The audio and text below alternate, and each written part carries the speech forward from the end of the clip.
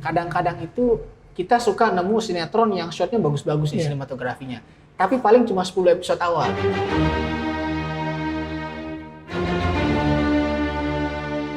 Saya tantang siapapun ya, filmmaker Amerika, Korea Selatan, dimanapun, buat drama ya kualitas yang seperti yang mereka buat dengan waktu 1 episode 1 hari. Ada gak?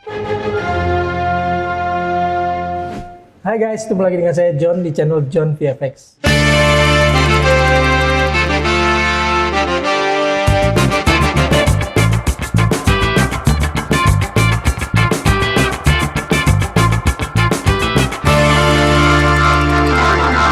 Hari ini saya bertemu dengan Fadli.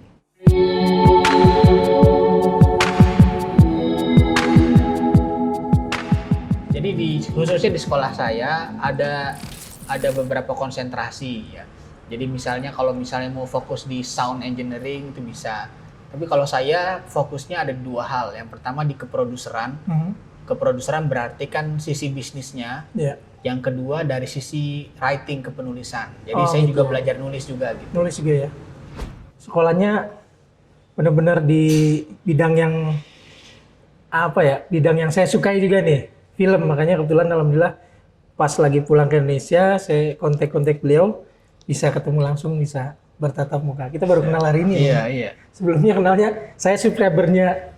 Dia punya channel YouTube namanya Producer Wannabe. Jadi kalau kalian yang tertarik sama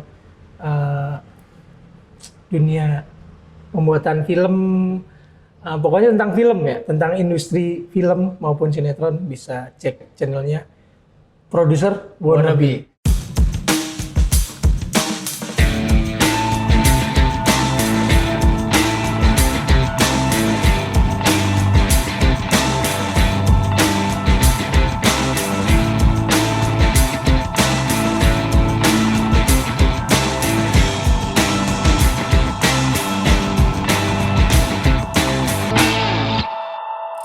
Saya mau tanya ke Bang Fadli mengenai industri sinetron di Indonesia sama di Amerika. Nah, mungkin apa nih yang bisa kita di Indonesia kita ambil pembelajarannya supaya kita bisa seperti sinetron maupun film-film yang di Korea, di Amerika gitu ya.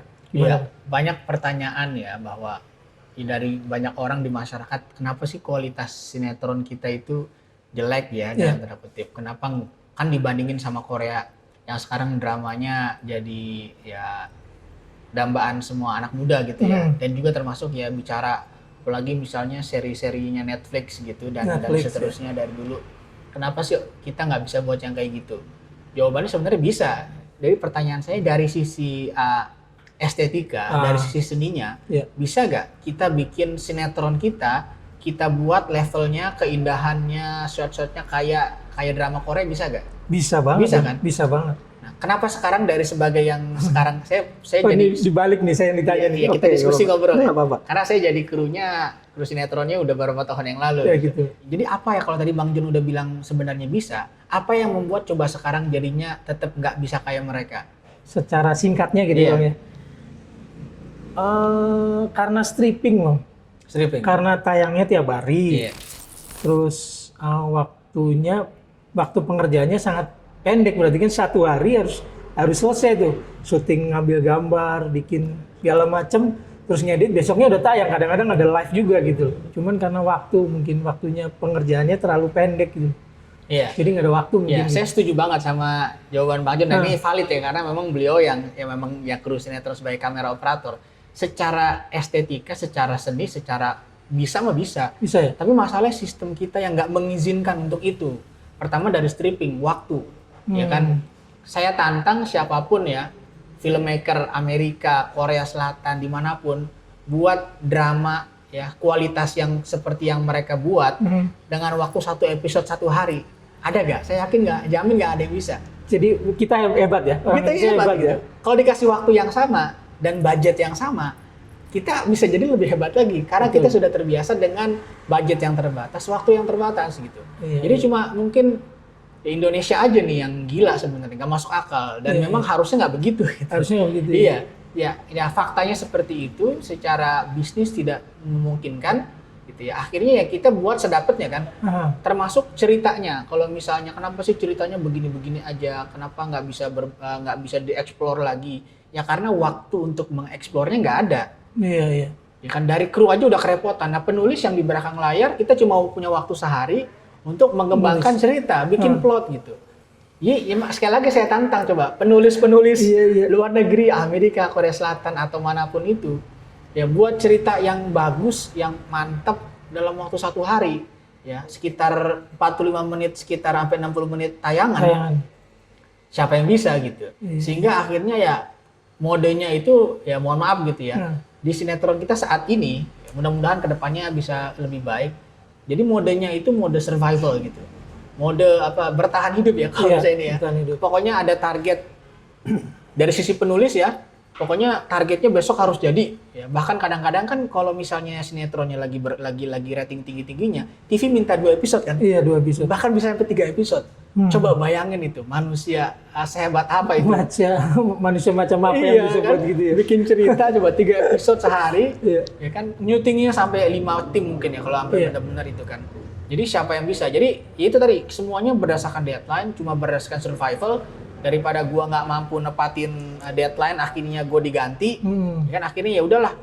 Pokoknya yang penting jadi selesai nggak selesai dikumpulkan gitu kan kalau di sekolah. Ya pokoknya selesai kumpulkan. Iya, pokoknya besok harus jadi ceritanya. Iya. Baru kemudian itu pun masih ada waktu sama sama eksekutif di PH untuk kalau ceritanya nggak oke direvisi lagi gitu kan pingpong sampai udah dikasih lampu hijau baru turun ke lapangan. Itu juga sama-sama pokoknya jam 12 malam harus selesai gitu kan. Akhirnya semuanya mode survival, pokoknya jadi. Nggak perlu macam-macam shotnya dari yang bagus dari bawah dari atas. Yang penting jadi. Dan nggak ada efeknya juga kan kalau kita buat terlalu bagus gitu. Kita mau buat lama-lama yang indah-indah, tapi kan honornya juga nggak nambah. Honornya tetap. Ya, dari sudut pandang si PH-nya juga, loh TV juga belinya sama kok harganya. Emang kalau gua buat lebih bagus banget, emang TV harganya beda gitu. Iya. Jadi memang akhirnya bagus nggak bagus harganya sama gitu. Nah, sedangkan kalau bikin lebih bagus secara teknis, waktunya butuh lebih banyak. Lebih panjang produksinya. Lebih butuh waktu yang panjang. Iya. Nah masalahnya juga PH ketika nggak bisa menepati deadline dari TV, kita kena penalti PH ya. Akhirnya kan ya udahlah pokoknya jadi. Gitu kan. Jadi kenapa kita nggak bisa buat sinetron atau drama yang berkualitas seperti itu? Jawabannya ya karena memang sistem industrinya yang belum mengizinkan. Gitu. Nanti bahwa ketika kemudian kita bisa sistem ini akan lebih baik, ya mungkin nanti kita mungkin bisa bahas dalam pertanyaan berikutnya. Gimana sih harus ngapain supaya industri lebih baik? Tapi dengan industri yang seperti sekarang ini, ya itulah yang bisa kita kerjakan gitu ya. Makanya paling kalau teman-teman sering merhatiin, kadang-kadang itu kita suka nemu sinetron yang shotnya bagus-bagus nih sinematografinya. Tapi paling cuma 10 episode awal. Karena itu juga dibuatnya waktu belum streaming kan. Nah, betul. Waktu masih promo sehingga ada waktu 1 episode bisa 2-3 hari. Sehingga si sutradara bisa lebih leluasa. Explore kita pakai ini, pakai itu. Tapi ketika udah tayang, udah setiap hari 1 episode, ya udah itu mah pergi ke laut gitu kan. Akhirnya ya master close up aja gitu kan. Nah, memang pada saat promo itu kita sebagai sinematografi juga disitulah waktunya kita harus bikin yang bagus gitu karena waktunya agak lumayan longgar gitu. 2 hari main 1 episode kan. Nah, jadi bisa benar-benar kerja sama sutradara untuk gimana caranya nih buat yang bagus gitu kan. Karena untuk promo awal memang kalau udah tayang ya udah. Begitu udah tayang episode selanjutnya udah ceplok telur aja tuh. Selesai udah break pulang. Pagi berangkat lagi udah terus gitu. Kalau produser itu dia punya ini sendiri nggak Bang? Seorang produser itu punya gue mau buat yang harus yang begini nih. Harus yang bagus gini gitu. Kalau dikasihnya yang agak kurang bagus dia berhak nolak ya. Ya tergantung ya. Maksudnya gini. Idealnya jadi kan tugas produser adalah mewujudkan film ya. Jadi memang produser ini adalah profesi di film yang underappreciated. Jadi orang yang nggak terlalu ngeh. Kan orang mikir film bagus ini ya sutradaranya, DOP-nya. Tapi produsernya kadang-kadang nih kurang dipikirkan. Tapi justru yang paling penting itu produser, karena ibarat film adalah sebuah project, maka produser lah project leadernya. Iya. Itu kenapa kalau di Oscar ya, di Oscar itu yang menang kalau film The Best Picture pasti yang ngomong itu yang nerima piala itu produser. Produsernya. Karena dia yang memproduksi yang ini kan. Nah, tentu produser juga adalah orang yang punya idealisme kan gitu. Kita mau buat film yang begini. Tapi pada faktanya adalah biasanya justru produser adalah orang yang berusaha istilahnya apa ya? Jadi gini, yang lebih idealis itu biasanya sutradara, gitu. Karena memang dia datang dari background seni, dia pengen berbegini-begini macam-macam. Jadi sebenarnya yang biasanya paling ngotot secara idealisme itu sutradara. Nah, produser itu justru biasanya tugasnya mengimbangi gitu.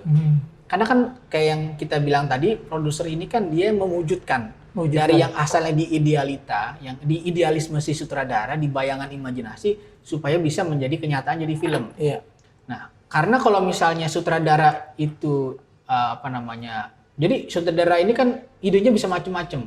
Masalahnya adalah secara budget, secara kemampuan produksi mungkin nggak mewujudkan itu. Iya. Nah, disitulah tugas produser, di mana dia menjembatani keinginan sutradara itu dengan kenyataan gitu.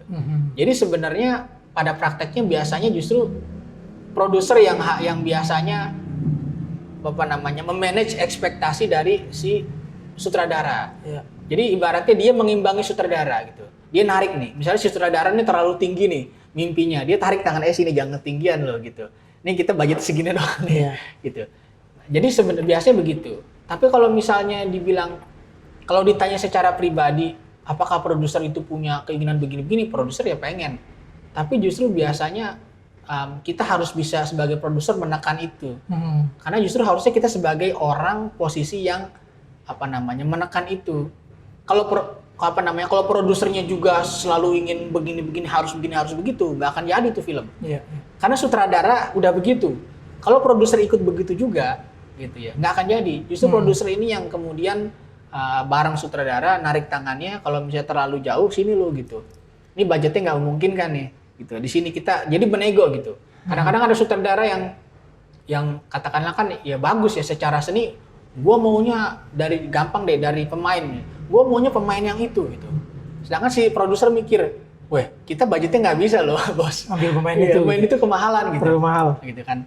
Nah akhirnya kemudian kadang-kadang si sutradara nggak mau. Gitu. Pokoknya harus yang itu. Nah itu produser kan PR, gimana nih caranya? Dia bisa bisa jadi ya karena dia mengontrol budget, dia akan memilih gitu. Oke lah, kalaupun ternyata harus dia juga, berarti budget yang lain harus kita alihin ke sana. Ada yang dikurangin buat. Ada yang dikurangin yang lain. Berarti kita nego sama saudara. Oke, bro, lu mau dia, gue bisa ngasih dia. Tapi kan lu juga pengen lokasi yang itu tuh, lokasi yang mahal. Lu siap gak kita dapetin dia, tapi lokasinya gue cari yang lebih murah, gitu kan? Dan seterusnya kasus-kasus seperti itu. Jadi kalau misalnya justru produser itu yang gitu tuh, justru dia yang harus neken sutradara gitu. Walaupun bisa aja kalau misalnya ada juga produser-produser yang idealis, dia cuma mau ngerjain project yang memang dia suka, gitu. Kan banyak juga Ya. gitu. Jadi kayak misalnya di Amerika itu ada yang terkenal produser namanya Christine Vachon. Dia itu memang produser yang anti mainstream. Dia pokoknya cuma mau ngerjain project yang memang sesuai dengan ideologi dia. Gitu. Jadi karena dia itu ideologinya adalah memperjuangkan minoritas-minoritas di Amerika. Jadi memang film-film dia tentang itu. Kalau kita mau buat film yang istilahnya yang untuk pasar banyak, dia nggak mau. Ya ngapain nggak sesuai sama ideologi gua. Gitu ya. Jadi gitu. yang dia mau aja ya. Iya, cuma resikonya ya berarti ya nggak laku, mungkin kurang laku maksudnya gitu. Iya, gitu. Ya ibaratnya gini, kalau lu mau begitu ya lu harus siap lebih struggle gitu ya. Karena duitnya ya nggak terlalu banyak berarti gitu. Karena ya maksudnya kalau udah sampai level nolak proyek sih, waduh hebat banget gitu. Tapi ya biasanya sih justru gue nggak mau ngerjain itu deh. Gitu. Iya gitu, itu hebat tuh. Hebat tuh. Ya kan? Ya silakan ya kalau bisa gitu. Industri film itu dulu tuh ada sinetron Ramadan yang tiap hari. Kan kalau di luar Ramadan nggak tiap hari. Ramadan tiap hari karena udah dibuat sebelumnya. Iya, udah siap. Ternyata tuh sinetron laku, akhirnya setelah Ramadan dilanjutin tetap tiap hari. Nah itulah awal bermulanya lingkaran setan bernama stripping ini gitu.